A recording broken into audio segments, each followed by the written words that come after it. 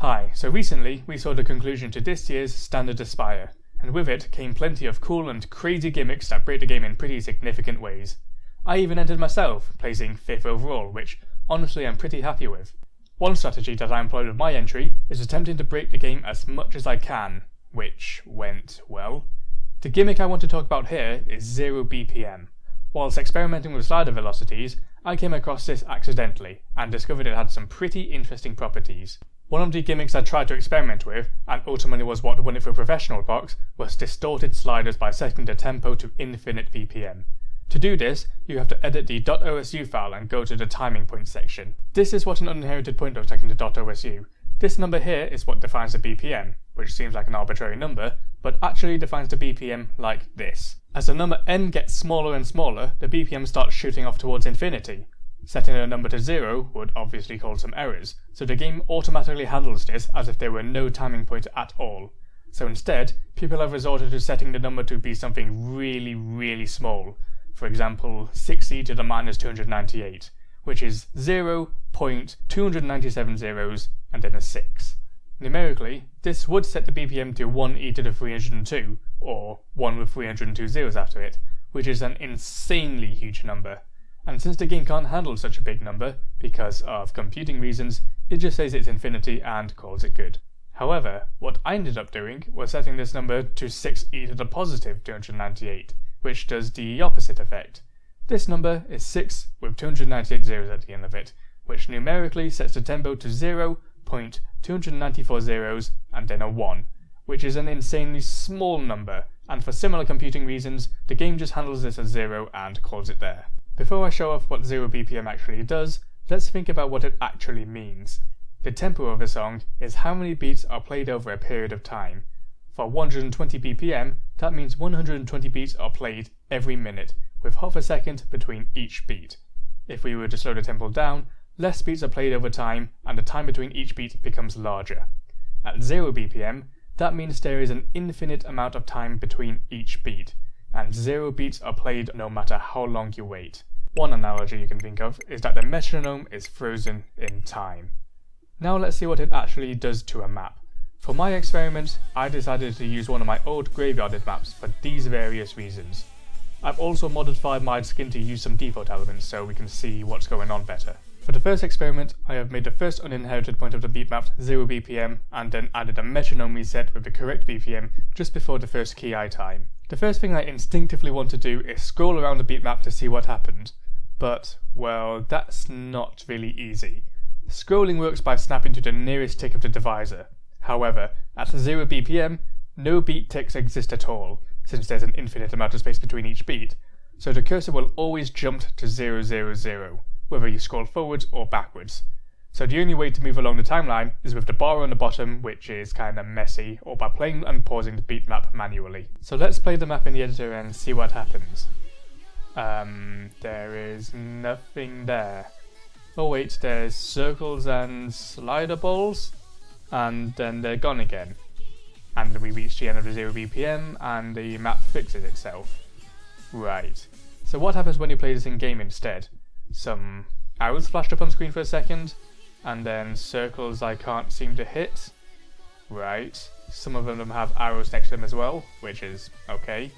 The break isn't really a break, and I still can't hit stuff.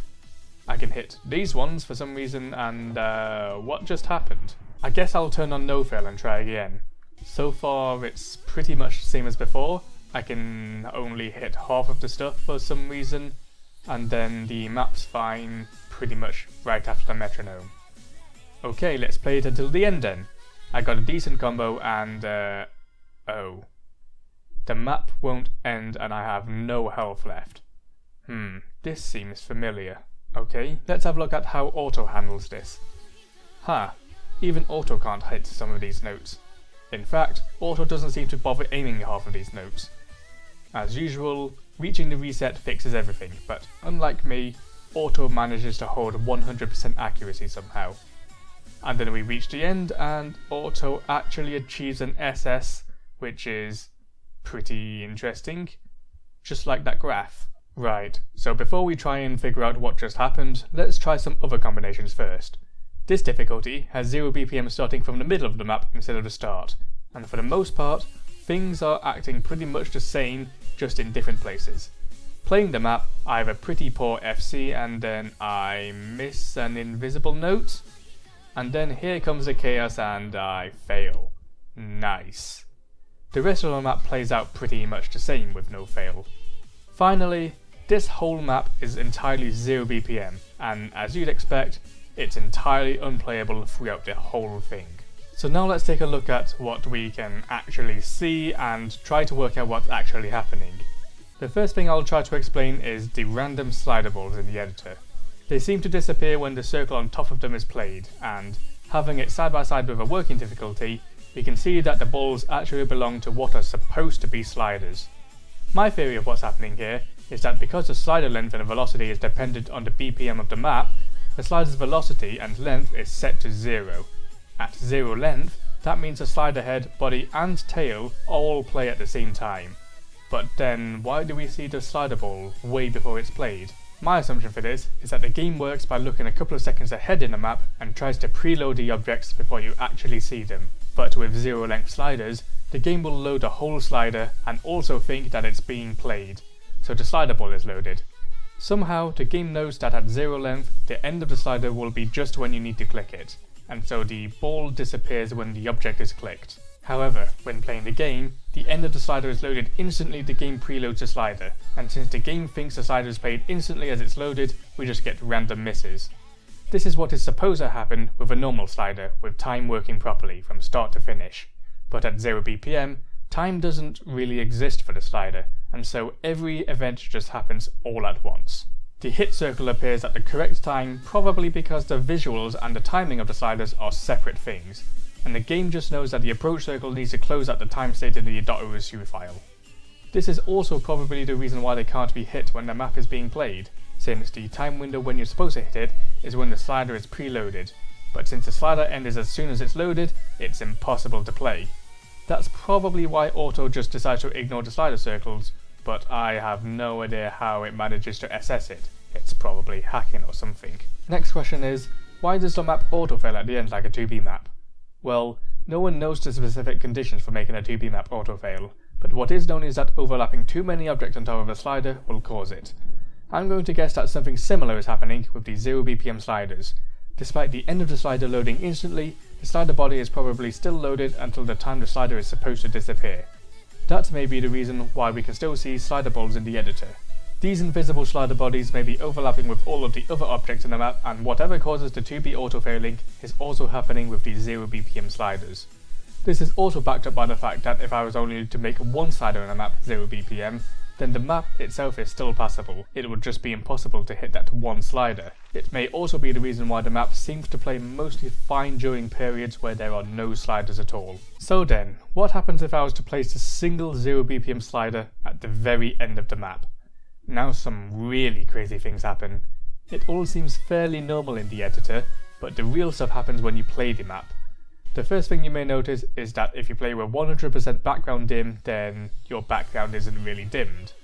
And now that I play, my accuracy seems to go to crap. It's worth pointing out at this point that I play with a drag playstyle. Whenever my pen touches the tablet, that's the equivalent of a mouse click, and therefore I have to play with mouse buttons turned off to play OS effectively. But somehow that feature is completely useless for this map. I've turned on the key counter on the side to prove this. In this clip, I am playing with a hover playstyle whilst clicking with my keyboard, which for some reason is stuck on 00 for both of my keys. And then in this clip, I am playing with mouse only, where you can see the key counter isn't moving at all. Continuing with the map, you can see that my combo just for some reason doesn't want to stay on screen at all, and the HP bar just doesn't exist anymore. The scoreboard is also there despite me having it disabled during play. Keep in mind that this is all done just because of one slider at the end of the map, and we haven't even got there yet. When I pause and unpause the map, this is supposed to happen. But instead, this happens. Skipping to the end of the map, the map just ended instantly. Right. So somehow, this one slider managed to break pretty much everything in this map. And I've tried it with circles and spinners and they don't seem to trigger this. Only sliders do this. So my assumption for what's happening here is that somehow having a 0 BPM slider at the end of the map makes the map think it's always in a break. And I'm not really sure why, but that seems to be what's happening. During a break, the mouse is active, the HP bar and combo disappears, and the scoreboard is always visible, so that's what seems to be the case. It also seems that the number of breaks in the map affects whether the HP bar stays or disappears. As with the map ending instantly, I'm going to guess it's because the end of the map preloads alongside the end of the slider. Since the slider ends as soon as it's loaded, the map also thinks it should have ended at that point, but the map can't unload itself and go to the score screen until all the objects have been cleared, so it waits until the end of the final slider is supposed to load, and then it ends the map instantly. Adding a storyboard at the end of the map seems to pretty much negate this effect, and it works as intended. But then, something even more unusual happens when you play the map in multiplayer.